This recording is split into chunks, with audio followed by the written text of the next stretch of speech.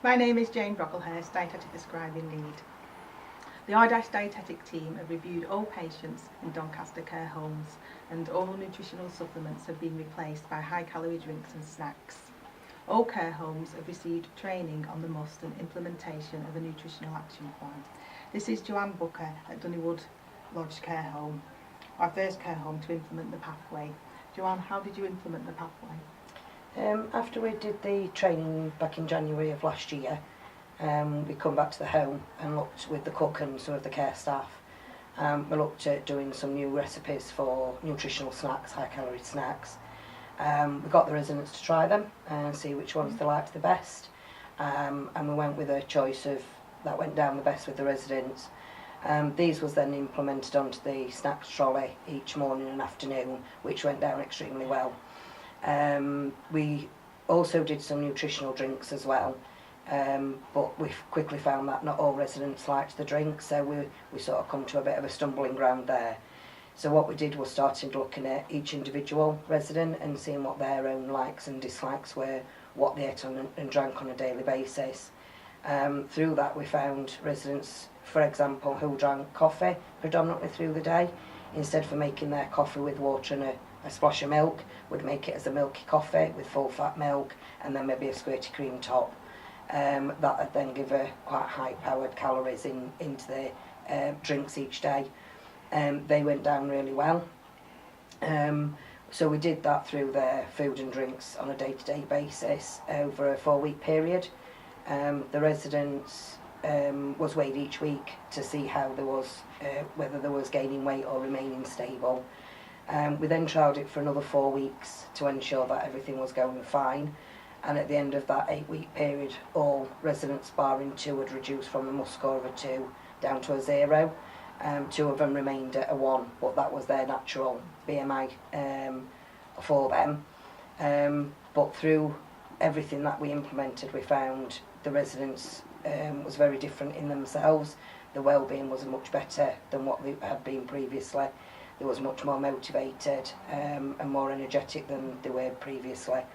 The families had also noticed a big difference in the loved ones, the way they were when they was visiting, and they were really pleased with the outcome of everything. We also saw a significant change in pressure sores as well. People with maybe a grade 1 healed much quicker in this period of time as well. So we saw some really positive outcomes from it. My name is Jane Brocklehurst, Dietetic Prescribing Lead. We're here at Elm Park Care Home to discuss the implementation of the MUST pathway.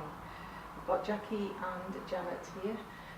Jackie, could I just ask how you've implemented the pathway? We've implemented the pathway by regular weekly weight checks, which automatically tells us the MUST score of the resident. We make smoothies, all kinds of drinks, which Janet will tell you about in a while. They enjoy the drinks, they seem to be doing well on them because they like the taste of them. And also, residents who don't need them will ask if they can have them as well, and they enjoy them. Could you tell me about your resident and relatives? Yeah, we have a resident and relative meeting every month, and what we do is we actually show the relatives the drinks and let them try them as well, and they come up with other ideas as well, but they're all really pleased with the drinks and the things that we're doing for the relatives. And how have you managed to implement the enriching of the diets and the drinks? We enrich the diets by using full fat cream and full fat milk, even fromage fraise to some point. In the smashed potato we will add full fat cheese. Porridge, rice pudding, it's all full fat cream, and it is really rich porridge, as Jackie will tell you. They are quite, it's rich, and they do love the porridge. And they have jam in it as well, or peaches if they're diabetic. Some of them prefer peaches. So, but we add cream into the gravy, into all the sauces that we do. Cream is added into everything. So it's always rich food. But the menus, I've got good choice. Every morning they have a choice of porridge, toast, cereals, full fat breakfast, English breakfast every morning. They can have it all. The kitchen is open 24 hours as well. So whenever So anybody wants if they didn't want anything that was Yeah. on the menu, they'd have come to the kitchen and Yeah. we'll discuss and see what we can make for them. And we always enrich everything we do. So. I see we've got here some of the must drinks. Yeah, we have. We make these every day.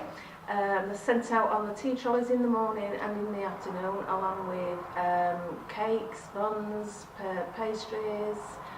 So they've got always a snack available. And there's also things on the bars that we have that they can have as well. There's buns on the bar and there's crisps.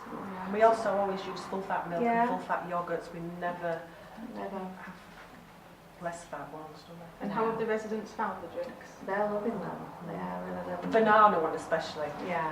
that's the favourite up to now. Yeah. Sometimes I do one with lemon in, and the ones that prefer more tartier taste do actually enjoy those as well. So, but you can make them with any flavour. Yeah.